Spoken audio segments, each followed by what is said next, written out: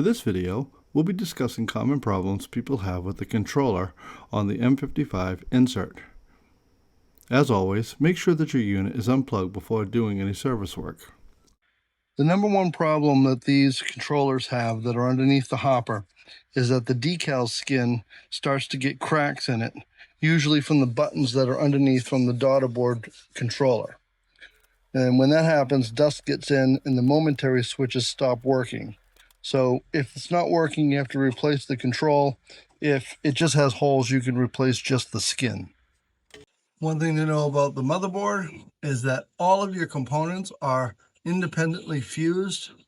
So if something's not working, come to the control board and isolate which one of these. They're all marked, which component and how many amps each of the fuses is and what they go to. You see the data ribbon cable that's on the left side of the control board? It has a zip tie holding it to the frame.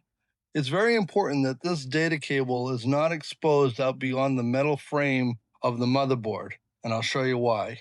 You can't have the COM ribbon attached to the outside because when you pull it out, it scrapes along the frame.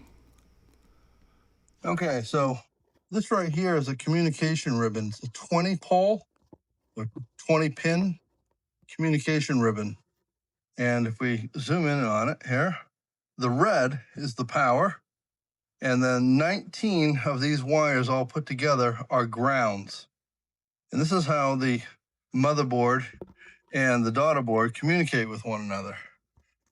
There's power sent to the daughterboard, and if there's no power going to the daughterboard, you should inspect this ribbon because this ribbon is easily damaged when you're pulling the stove out. Let me show you where the damage is on this one. Right there. The communication ribbon is very cheap, but replacing the daughterboard is very expensive. If you enjoyed this content, please like and subscribe our channel. You can also search our playlist, and all links to all parts used in this video are searchable in the descriptions.